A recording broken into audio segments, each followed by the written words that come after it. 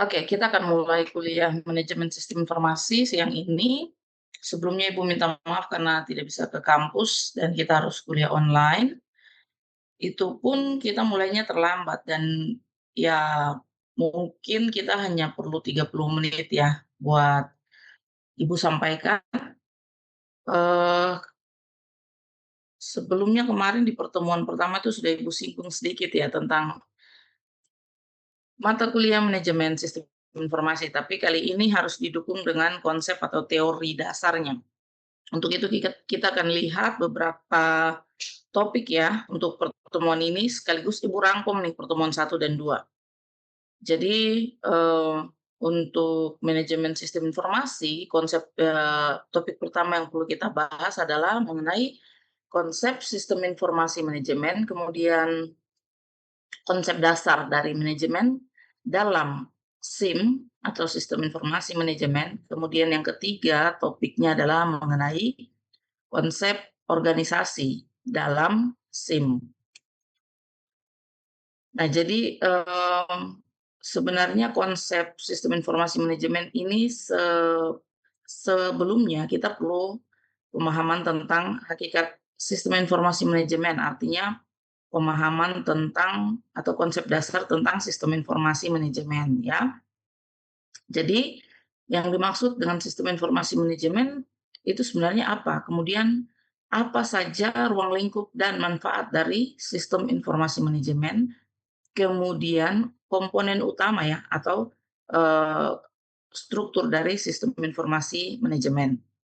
Nah, untuk melihat, untuk memahami hakikat SIM sendiri kita perlu, mmm, mengetahui konsep atau definisi mengenai SIM.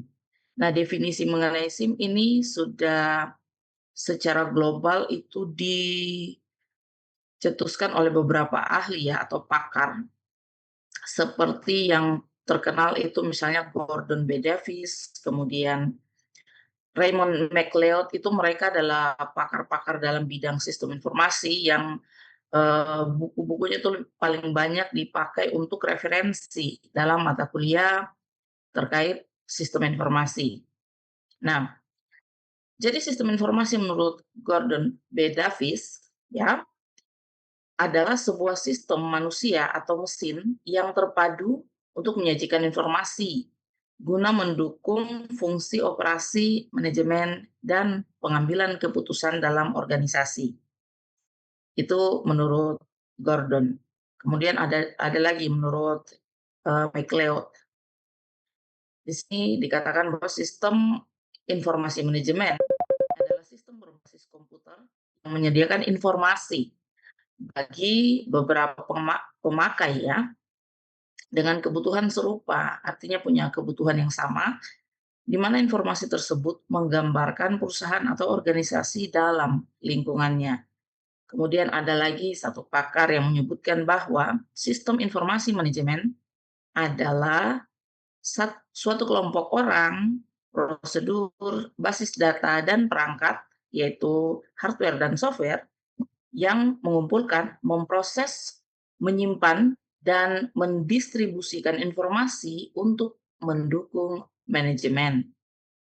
Kemudian ada dua pakar ya yang mendefinisikan sistem informasi manajemen yaitu Loudon ya. Nama pakarnya Loudon. Dia mendefinisikan SIM sebagai sistem yang menghasilkan informasi yang berguna bagi fungsi-fungsi manajemen dalam perencanaan, pengendalian, dan pengambilan keputusan di semua tingkatan organisasi. Jadi, untuk memahami SIM itu kita perlu memahami apa itu manajemen, kemudian apa itu organisasi ya. Jadi hakikat organisasi itu juga penting. Nah, sedangkan komponen utama ya dari definisi SIM tadi kita bisa menyimpulkan komponen utama dari sistem informasi manajemen itu terdiri dari manusia ya sebagai pengguna atau manusia. Dia ini bisa pengguna sistem, manajer, operator, kemudian, eee, pengembang sistem ya, atau sistem Recording in develop. progress. Dan selanjutnya, mmm, kita perlu memahami karena sistem informasi manajemen, output dari sistem informasi manajemen adalah menghasilkan informasi. Nah, kalau kalian masih ingat kemarin Ibu sempat tanya, apa itu informasi kalau tidak salah ya? Jadi untuk memahami sistem informasi manajemen kita harus punya konsep dasar atau pemahaman tentang, siklus dari sebuah proses untuk menghasilkan informasi. Nah, kalian perhatikan bahwa, informasi itu dihasilkan dari hasil pemrosesan data, itu dalam konsep sistem informasi ya. Jadi, eee, informasi dihasilkan dari proses pengolahan data dan informasi digunakan untuk mengambil keputusan. Maka di sini ada kaitan dari 3 elemen, yaitu data, informasi, dan, pengetahuan. Pengetahuan di sini adalah pengetahuan yang digunakan untuk mengambil keputusan atau, untuk memanfaatkan informasi dalam sebuah pengambilan keputusan. Jadi penting sekali untuk kalian tahu ada perbedaan antara data dan informasi. Kalau data, contohnya, contoh data seperti ini, nilai ujian titik 2, 85, 70, 60, 90, itu data. Pengertiannya begini, data adalah fakta mentah, angka, fakta mentah bisa berupa angka atau simbol yang belum pernah diolah. Jadi dia mentahan, cuman kumpulan angka misalnya atau huruf-huruf atau karakter-karakter seperti itu ya. Nah, sedangkan informasi, informasi adalah data yang telah diolah sehingga memiliki makna dan berguna bagi penerimanya. Ingat, informasi itu data yang sudah diolah dan memiliki makna serta berguna bagi penerimanya. Jadi informasi itu ada nilainya ya. Nah, misalnya dari data nilai ujian tadi, eee, akan menjadi informasi ketika nilai-nilai tersebut diproses dan menghasilkan nilai rata-rata. Misalnya dari data tadi kita cari nilai rata-ratanya sehingga bisa tahu bahwa nilai kelulusan atau nilai rata-rata dari sebuah kelas adalah 80,75 misalnya. Itu dari hasil pengolahan data nilai yang sudah ada, seperti itu. Nah, apa kaitannya dengan pengetahuan? Antara data, kemudian informasi dan pengetahuan. Kita, perlu ketahui bahwa informasi yang dikombinasikan dengan pengalaman, jadi pengetahuan itu adalah informasi yang dikombinasikan dengan pengalaman dan konteks untuk menghasilkan wawasan. Nah, contohnya kalau dikaitkan dengan contoh yang pertama, contoh data setelah diolah menjadi nilai, rata-rata kelulusan, maka pengetahuan, ingat ya di organisasi itu ada Recording in hierarki, jadi progress. susunan perencanaan serta teknik-teknik utama. Ini berkaitan dengan, pelevelan atau level manager seperti yang Ibu jelaskan tadi di slide, awal mengenai manajemen. Nah, yang pertama pada posisi paling atas itu ada rencana strategis. Di sini biasanya itu berkaitan dengan visi misi tujuan jangka panjang. Tujuan jangka panjang ini minimal, periodenya adalah 3 sampai 5 tahun. Dan bagian perencanaan strategis ini biasanya dilakukan pada level top manajemen. Yang berikut di tingkat bawahnya ada rencana taktis. Dalam rencana taktis ini biasanya berisi program kerja, kemudian anggaran, ya periodiknya tuh, 1 sampai 3 tahun dan ini dilakukan pada level middle management. Yang berikut ada perencanaan atau rencana operasional, ini berkaitan dengan kegiatan harian, mingguan, atau bulan. Dan ini dilakukan pada level lower management. Nah, teknik perencanaan yang paling umum atau lumrah biasa digunakan adalah dengan framework SWOT analysis atau analisis SWOT. Kemudian ada juga tools untuk perencanaan ini biasanya menggunakan balance scorecard atau menggunakan KPI framework, seperti itu. Nah, kemudian ada juga selain itu, misalnya skenario planning atau objective and key result itu adalah beberapa teknik yang digunakan untuk melakukan perencanaan. Nah, bagian ini untuk melakukan perencanaan itu adalah tingkatan tertentu pada eee, manajemen proyek. Ini nanti mungkin kalian akan gunakan atau kalian terapkan teknik perencanaan seperti ini ketika kalian mengontrak mata kuliah manajemen proyek yang berkaitan dengan sistem informasi. Tetapi secara konsep kalian perlu tahu bahwa dalam perencanaan organisasi itu ada teknik yang digunakan. Jadi setiap perencanaan itu dilakukan berdasarkan rules atau aturan-aturan yang ada pada framework atau tools yang kalian pilih.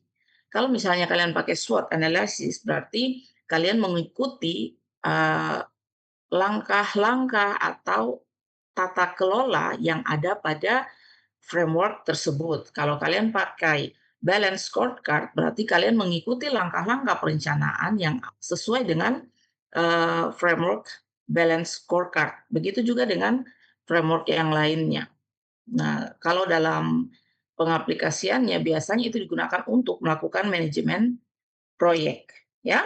Nanti ya semoga ini berguna ketika kalian kontrak mata kuliah manajemen proyek nanti. Nah, selanjutnya ada pengendalian organisasi. Jadi setelah menetapkan perencanaan harus ada pengendalian organisasi sebagai salah satu teknik juga untuk melakukan mitigasi risiko. Jadi jenis-jenis pengendalian dalam sistem pengendalian manajemen.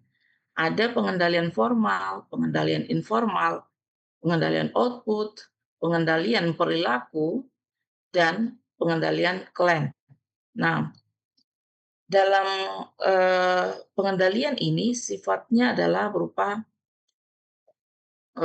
dia seperti siklus yang tidak bisa terputus atau tidak bisa terlepas antara satu dengan lainnya.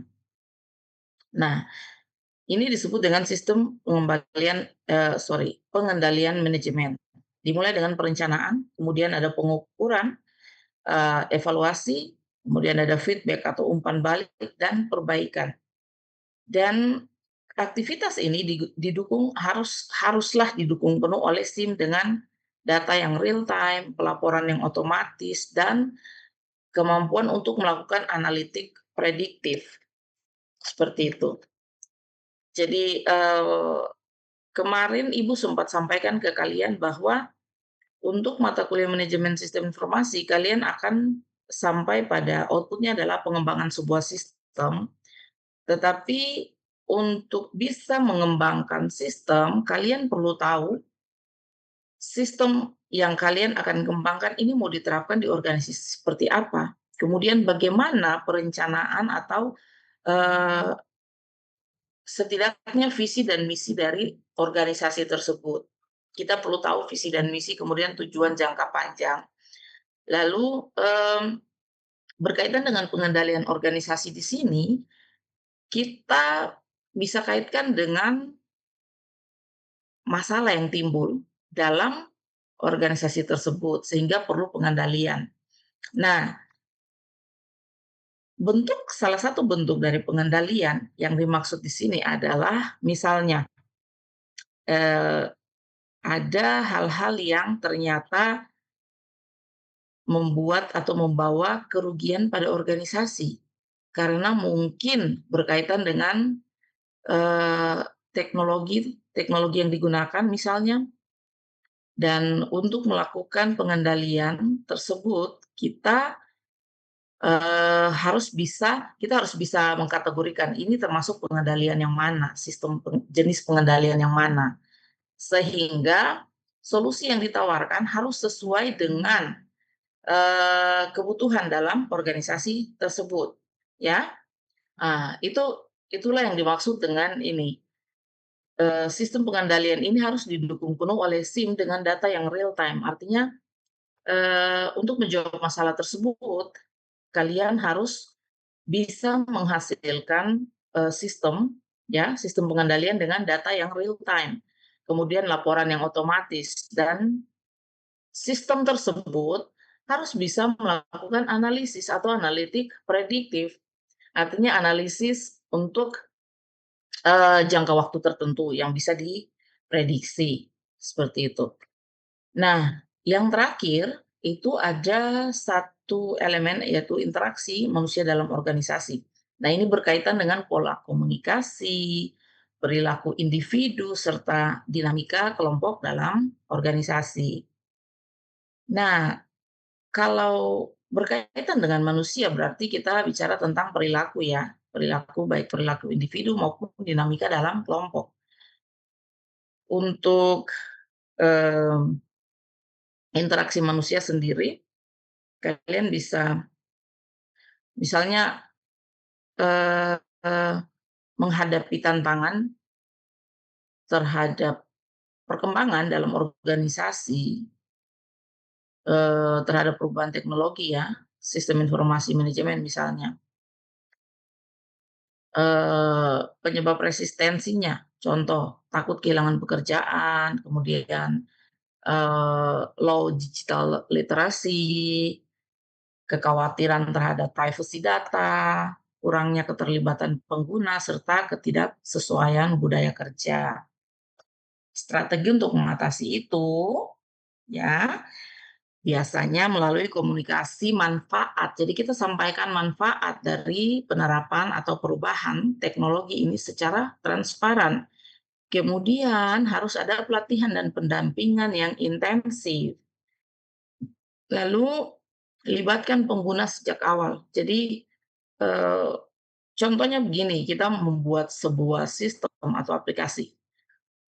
Contoh paling sederhana ya, Ibu analogikan. Kalian buat sistem, misalnya, Ibu beberapa waktu itu ada mencoba mengolek data, bukan data mining ya, bukan penambangan data, tapi hanya untuk mengumpulkan data, tapi karena yang dihadapi ini orang-orang tua yang tidak melek teknologi, mereka takut. Misalnya, kalau diminta KTP, "Ini KTP untuk apa?" Jadi kalau kita tidak menyampaikan manfaat atau tujuan itu secara transparan, orang akan takut dalam memberikan data misalnya. Padahal tujuannya baik, misalnya kita ingin buat, sistem yang sistem pendataan yang, otomatis.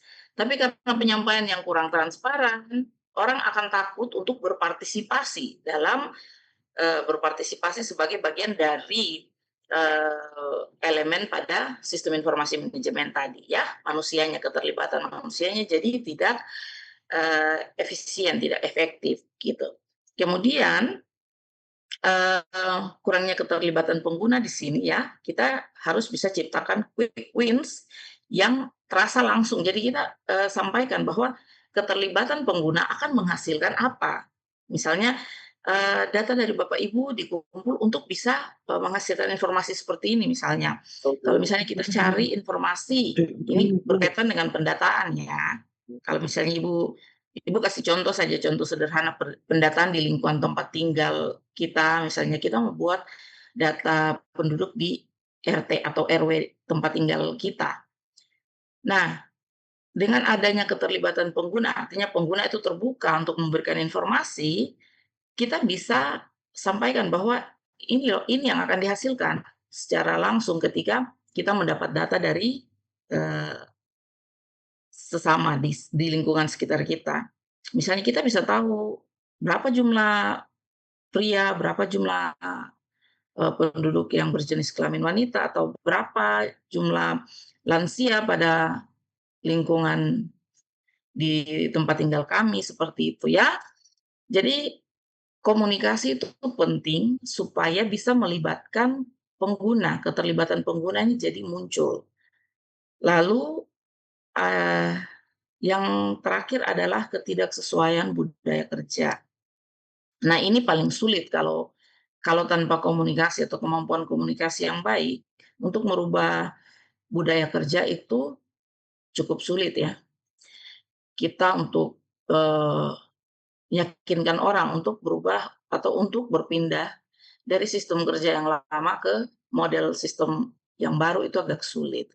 Untuk itu solusinya adalah, sediakan dukungan teknis yang responsif, seperti itu. Jadi mereka tidak dibiarkan kebingungan, bertanya-tanya tentang tujuan dari organisasi atau tujuan dari kita menerapkan sistem pada organisasi itu, tetapi di sana harus ada dukungan teknis yang responsif, artinya, siap merespon ketika ada yang bersinggungan atau tidak sesuai antara budaya kerja yang lama dengan budaya kerja yang baru, seperti itu. Jadi kita sistem informasi manajemen itu tidak hanya tentang mengembangkan sistemnya, tapi kita harus memahami organisasi dan juga memahami, manajemen ini dengan baik, ya.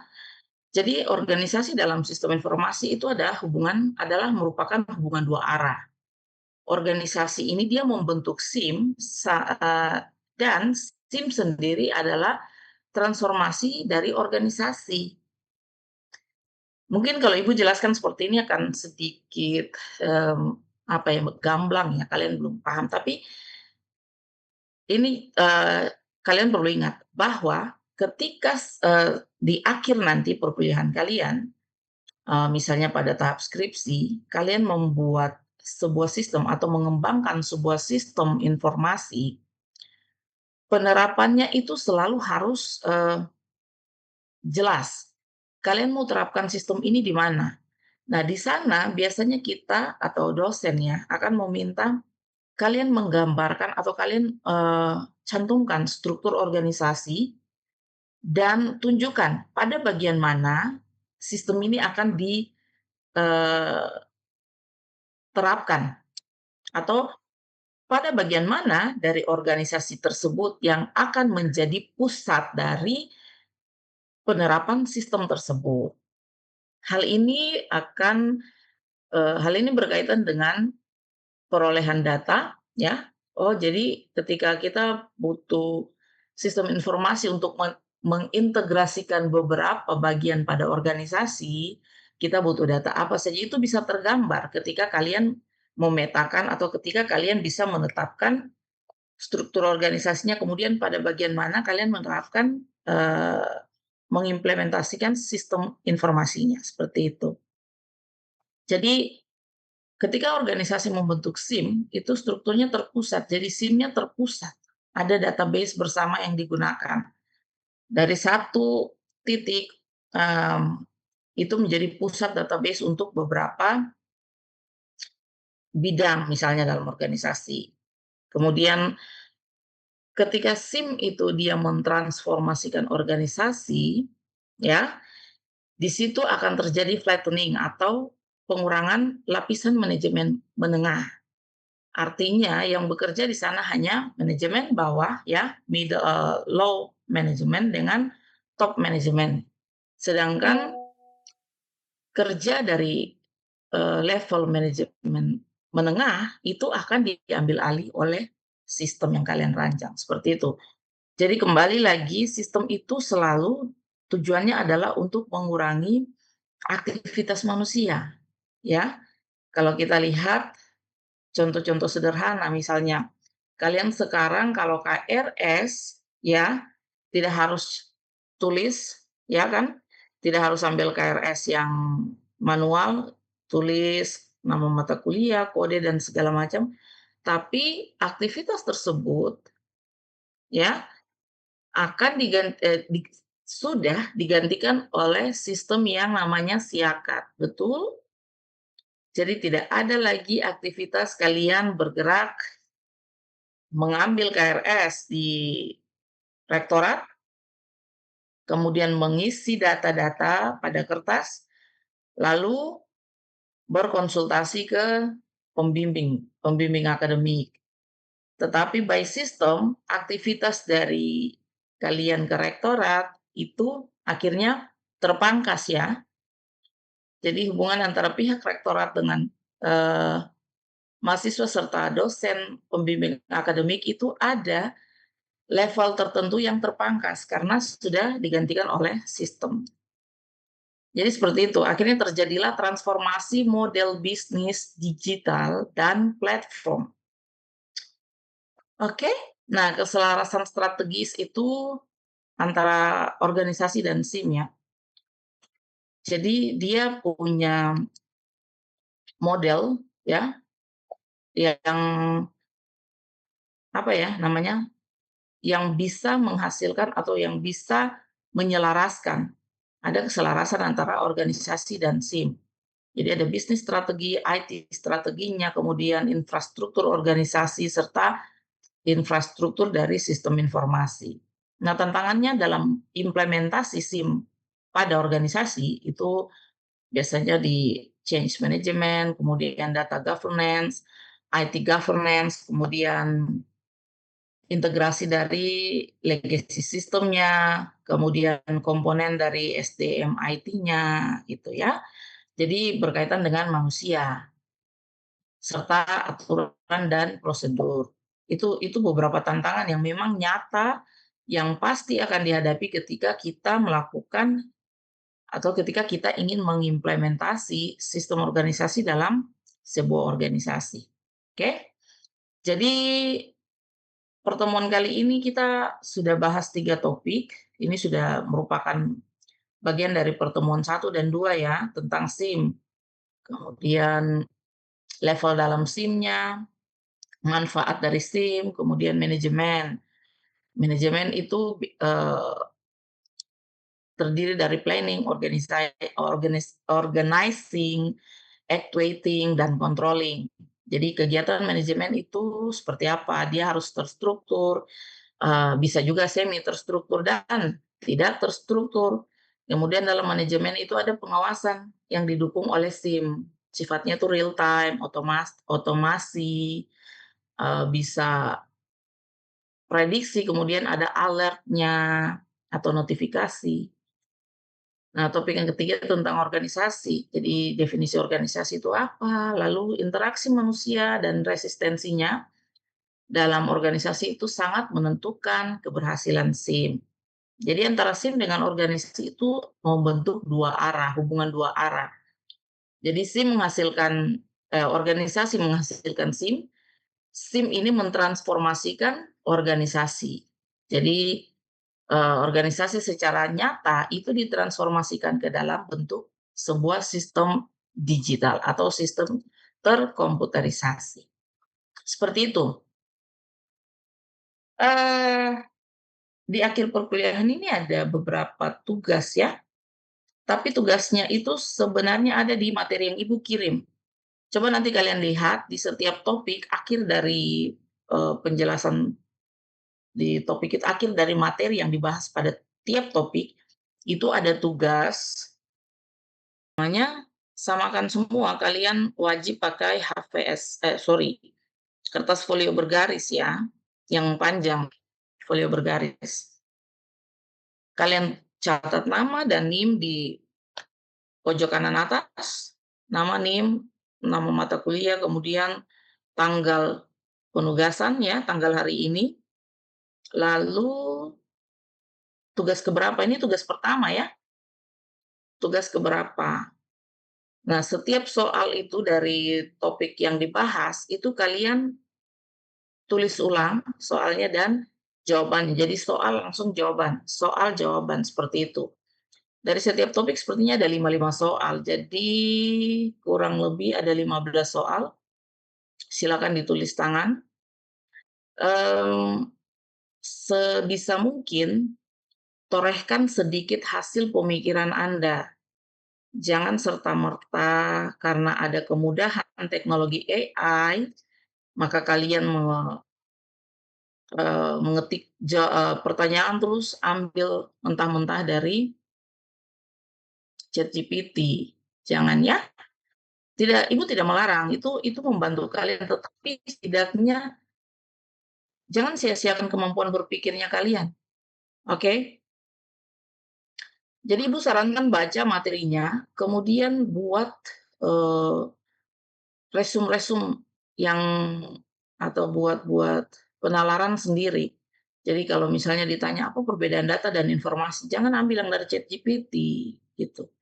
Kalian baca kemudian bisa membuat penalaran, "Oh iya, data itu berbeda dengan informasi." Lalu bisa berikan contoh nyata. Ini lagi langsung berikan contoh nyata di Unseen. Contoh nyata dalam kelasnya kalian, misalnya pakai data teman kalian atau apa gitu, untuk membedakan apa itu data, apa itu informasi, dan bagaimana kaitannya dengan pengetahuan. Seperti itu contoh, ya. Jadi nanti diperhatikan ada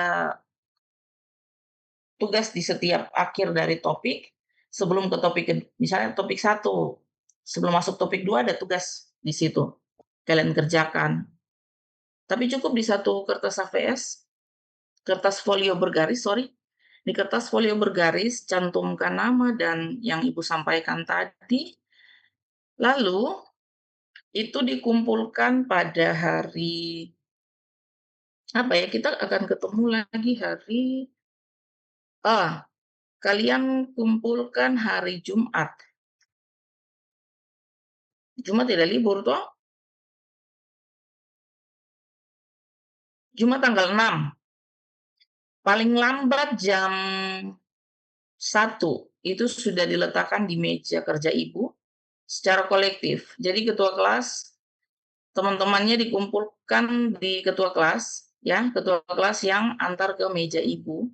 Jadi ketua kelas dimohon kerjasamanya, boleh menunggu teman-temannya sampai jam 12 atau jam setengah 1, terus ketua kelasnya yang taruh hasil kerja dari teman-teman di meja kerja Ibu. Ya, ketua kelasnya siapa? Destin Ibu. Iya, Destin ya. Destin punya tugas adalah membantu Ibu untuk mengumpulkan hasil kerja teman-teman. Ingat, jangan ada kertas yang ukurannya beda. Pakai satu ukuran semua ya. Folio bergaris. Yang tidak punya minta sama teman. Atau belilah satu rim kan untuk penugasan-penugasan berikutnya, berjaga-jaga. Oke? Pertemuan kita untuk kali ini cukup. Ada yang mau bertanya? Oh, Ibu belum cek daftar hadir untuk hari ini. Sebentar Ibu buka dulu portalnya ya. Mata kuliah apa ini kita? Manajemen Sistem Informasi. Hmm.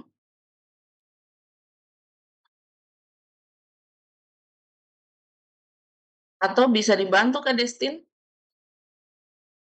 Bisa Ibu. Destin bisa buat ini form untuk daftar hadir hari ini dari berapa mahasiswa? 46 ini kalau tidak salah. Bisa Ibu. Iya, jadi 46 ya, jangan sampai lebih, nanti Ibu seleksi lagi nih. Iya Ibu. Oke. Ada yang mau bertanya? Nanti kalian lihat di materi yang Ibu kirim, tugasnya wajib dikerjakan dan ya ketentuannya seperti tadi. Baik, kalau tidak ada yang mau bertanya. Ya, Maria bagaimana?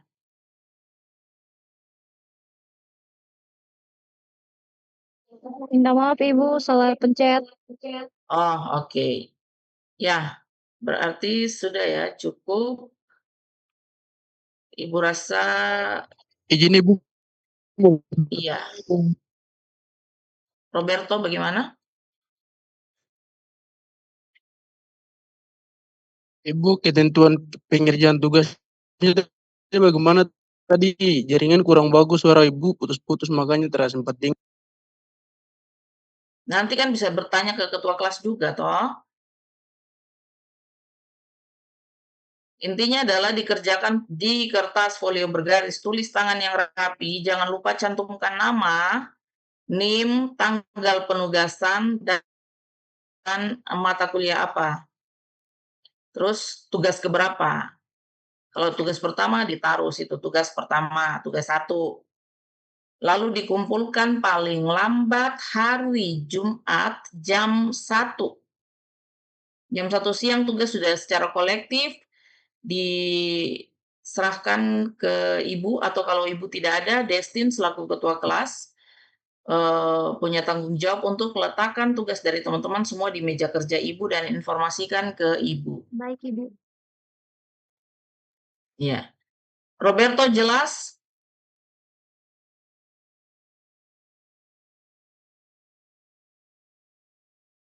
Ini yang bertanya langsung kabur kah? Oke, yang lain semua jelas? Jelas, Bu. Ya, ya. Jelas, Ibu. Oke. Ibu.